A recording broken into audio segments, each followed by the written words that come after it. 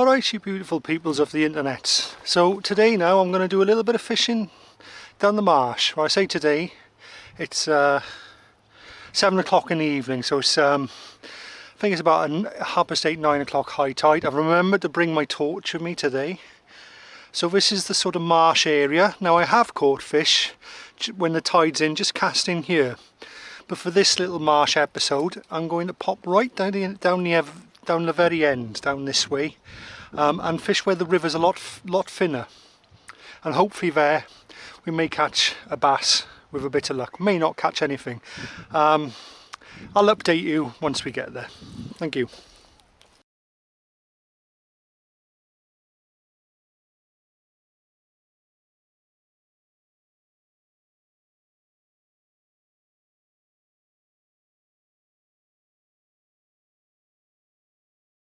Right guys, I've got down to the spot now. I'm going to fish down the marsh. This is the end of the marsh. As you can see, I'm not very far away from what would be Llanstefan Yacht Club. It's just across the way. The river thins out by here, and the fish push up on the in tide and then come back out. Now if we look just to the right of me here, there's a little gully just moving up and away that way. Now I have had bass on a ledgering afloat just inside that on top tide, just leaving the float somewhere between the two banks. So I know for a fact that the fish do go up these little gullies and have a little explore and stuff. But what I'm going to be doing, I'm only going to be fishing 2 rods tonight. Now one will be a bait rod, a normal beach caster, and again I'm just going to use the 2-hook flapper. If I just get that ready, I'll show you it now. So 1 hook here, 1 hook there, and then the weight is at the bottom. So I'll just bring that to show you. 1 hook on there. Haven't really got any beads or anything on there. I think the hooks have been changed at some point, and I never really got round to putting the beads back on. Now the other thing I'm going to be doing is I'm going to be doing a bit of spinning. And of course for my other video that I'm doing at the moment, I'm currently learning, trying and reviewing this Lixada reel. I've only brought it out once so far, and it's one of these American style bait casters. So I'll be doing a separate video at the same time on that. So mostly tonight I'm going to focus, for this video I'm going to be focusing on the beach caster and the bait fishing. So without any further ado, I'm going to bait this up. I'm using lugworm. Let me just show you. And what I've got here, I've picked them today. I've had a good time picking these on my I was actually using the bait pump. Now I've had a bait pump 5 or 6 years and I've never really got to grip with it, but for some reason today it just seemed to click, and I seem to be able to produce a worm every 2 to 3 casts, which was great, because normally when I've been trying it before, and I'd be pumping 20 or 30 casts and I might get 1 worm or 2 worms. So I've got a load of worms left in the fridge, and what I've basically done, I've brought a couple of full worms, but most of these I've got a little wet seaweed in there. It's the way I like to keep them. A lot of people, so anyway, back to what I was saying. So I've got mostly they're the breakers. So when I was bringing in the pump, now and again you would catch a worm and it would either bleed out or you'd gut it. So I've put those in here along with about 3 or 4 non-broken worms. So that'll do for tonight's session. Now I'm trying to remember what I was saying before. Yeah, so keeping the worms. Now I have a very cold fridge, and when I say cold, it's around about 2 to 3 degrees centigrade. Now I find that I don't really need to mess about with the worms too much. They can stay in that fridge and they will keep fresh for 3-4 days. It's almost as if they go into a sort of hibernation state while they're in there, and they don't blow up or anything. Because if you know about common lugworms, they tend to they nickname blow lug because after a while they tend to go all puffy and they sort of they explode and all the guts come out of them, and they're not very good for fishing when they're like that. But like I say, if you keep them in a fridge that's very cold, so it needs to be below, I would say below 4 degrees. Mine is about 2 to 3 degrees centigrade. It keeps food lovely and fresh for a long time, but it's also very good for these keeping lugworms. And then all I do is I put a little bit of the wet seaweed from the beach with it. And that's all I do. But when I do dig the worms, I like to wash them off in a saltwater pond, and then just put them in here, just drain them off, and then, like I say, put them in the fridge, and they will last 3-4 days, even sometimes longer if you've got a nice cold fridge. So rather than having to mess about, I used to put them in paper and wrap them all individually and all that. But to be honest, this method, they'll stay fresh just as long. Obviously these have only been picked today, but if I get one of the ones, so that's one of the ones that's not broken, and they're a good quality lugworm. You know, that's a good 10 inches long, that lugworm. Lovely. But I've also got all the breakers, and that's what I'm going to do now. See this one, it's had all its guts sucked out of it from the pump. Now fortunately it didn't happen too often. Maybe every 1 in 5, every 1 in 6 lugworms I got ended up being cut or damaged. So that's fine, that'll work for tonight's bait, because it's nice and fresh, and obviously I want to get rid of these ones first, as the live lugworms will last a lot longer in the fridge. Anyway, so that's enough about me talking about the bait and the lug. I might do a video, well I will do a video on me using the bait pump, so hopefully I can give my tips to you about how I've developed my way of using the bait pump over many years. And hopefully I can pass that advice on to other people, because I've looked at other people's videos online, and they're obviously professional lug pickers that have been taught by other lug pickers beside them, and they just go along the beach and they pump, lug, pump, and it hasn't been like that for me. Like I say, I've struggled, and just the last day or two I've managed, it's clicked, and I kind of know what I'm doing now, and I just like to pass that information on to you. So enough about that, that's for future videos. Let's get a couple of these lugworm on my rig. I've got a gripper weight, tide's in, there should be fish coming in about now, and let's hope we get a fish. Thank you.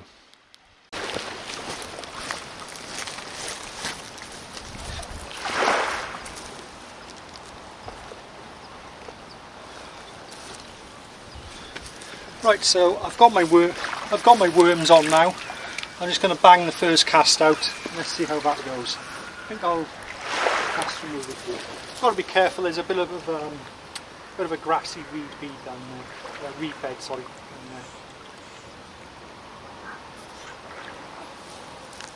It's not a good start. Just make sure they're not tangled up before the cast.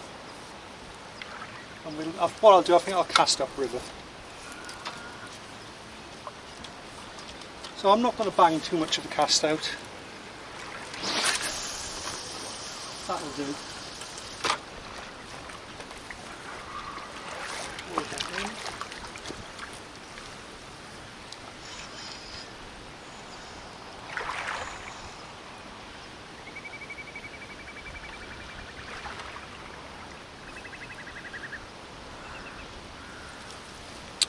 Right, that's first cast out, and we'll just wait now and see what happens. I'm going to carry on and do a little bit of spinning as well.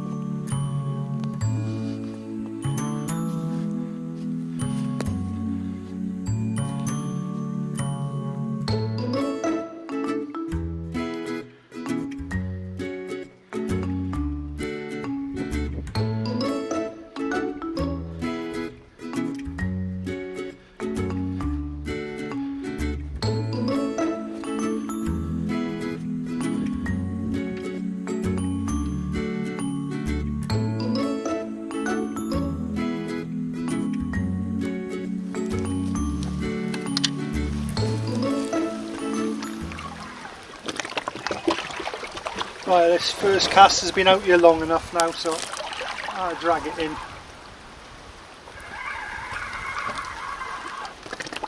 Hell of a weight to it, but I think it's probably covered in weed.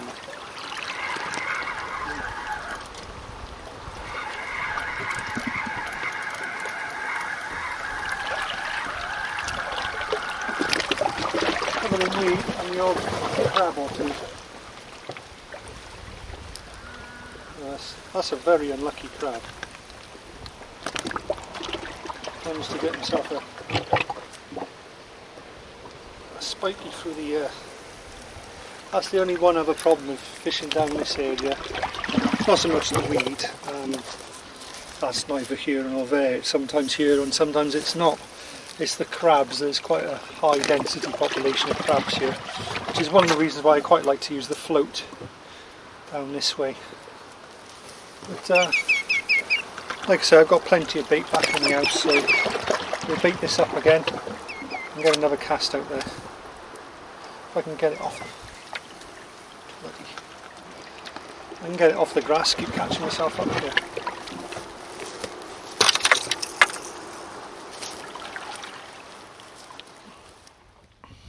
Well, very unusual. This wasn't forecast on the weather, but there's a hell of a lot of drizzle and mist coming here and it's getting wet all over me. Not that I'm not going to carry on fishing, but the problem is I didn't actually bring the case out for the camera today, so I'm going to have to be quite careful about the camera. If it starts getting really wet, I'll have to put it away and come back and finish off a film another day. But for now I'm going to carry on fishing. I'm going to bring the beach caster in. I've been doing a bit of spinning as well. Not much as of yet. Keep an eye on the gulls here, see where they're off. What I really want is the fish to be coming up, but nothing as of yet. A few seagulls sitting in the middle of the river up there. But yeah, as I say, it was a good, even though I'm not catching on the bait because the crabs are robbing it all, at least I can practice on the lure rod. I'm not sure exactly the height. I don't think the tide's going to come in too much further. I hope not, because it's going to start pushing me back in a minute. It's coming up here. It still is coming in, but let's hope it's only another 2 or 3 inches and I'll be alright. It's really interesting. I was watching just in one of these little gullies here. There was like a load of little fish just playing in it. You could see the little bits of silver, little white bait darting about. I think it was on the one down here. Is it by here? Yeah, I don't know if you'll pick it up on camera, but you can just see, all of a sudden you'll see little flashes of silver. I'll keep the camera filming there. They're tiny little fish, about so big. After this next cast, I think what I'll do is I'll literally just drop one of the rods down by here, so at least one of the hooks will be held off the bottom, and there could be something having a little look round and down here. And especially if that bait fish is there, it's got to be an attractor to something, to a predator.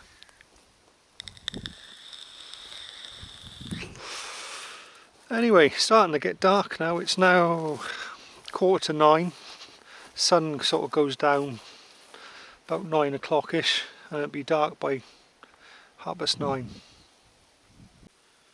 Right, well, just to give you an update of what I'm doing. It's gone a lot darker now. I'll have to put my headlamp on in a minute.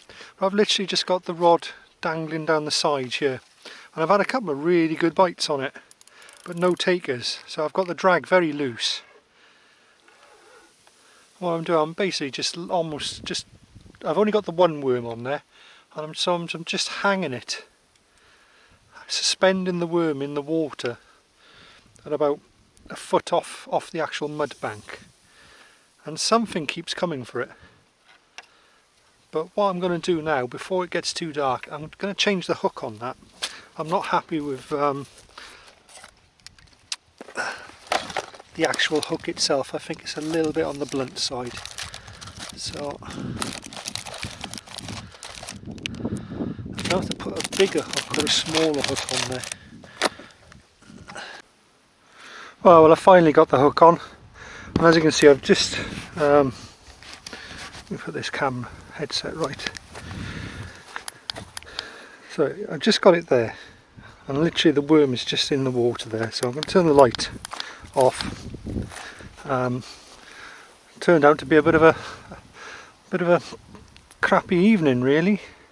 But we'll keep an eye on the rod now. It'll take a few minutes for anything that was there to come back. I'm going to throw the caster, the spinner out as well while I'm here. But the weather's really gone against me tonight, and it was such a lovely day as well. I was looking forward because it was overcast, which is normally quite good for the fishing. You want it a little bit overcast. But there you go. We can't have it always. Right, well, it's pitch black. Let me just change my headlight so I got. I can just about make out. Pitch black now. It's raining. I think you picked that up on the camera. I haven't had any more bites by dropping the rod. The tide's on its way out. I'm kind of damp and wet, and I'm all alone here on the end of the marsh. And I tell you what, marshes are quite a spooky place to be by yourself in the middle of the night. Well, it's not middle of the night, it's 10 o'clock, but in the night. So I think I'm going to pack it up and bugger off home. Got a big old moth being scared to death. Fucking bollocks right in front of me. I just looked up and the bloody, all I see is a pair of eyes. You can see him by here now, look. And he was like standing off right in front of me. I just managed to get it to... Fuck, he scared the shit out of me. Don't know if you can see them in the distance, that's their eyes. They look like devils in the night. Fucking hell. All by myself. Oh, they make my heart go. Once I know what they are, I'm alright, but... bloody balls. You can just see his pair of eyes shining in the distance there. There, look at him blinking. You bloody bollocks. Oh, I'm coming that way.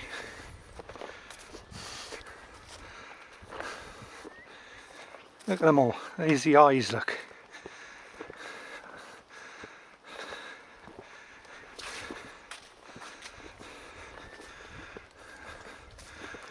All you see like is that and you think it's a fucking devil. Go on, shoot. Go on, Dave. Right.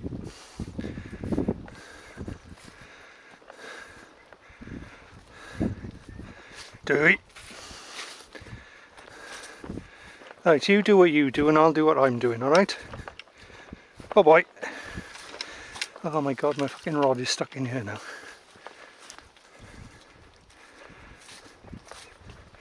Thing is, they'll follow me now. Oh, Jesus, my fucking heart was going when I was looking at the floor, I was looking where I was going, all of a sudden I looked up and I was literally 5 foot away from a bull. Oh, I don't know why they're even down here, just let loose. There's no gate or anything stopping them, they just go wherever they want. Like free range bulls on the fucking marsh. Oh.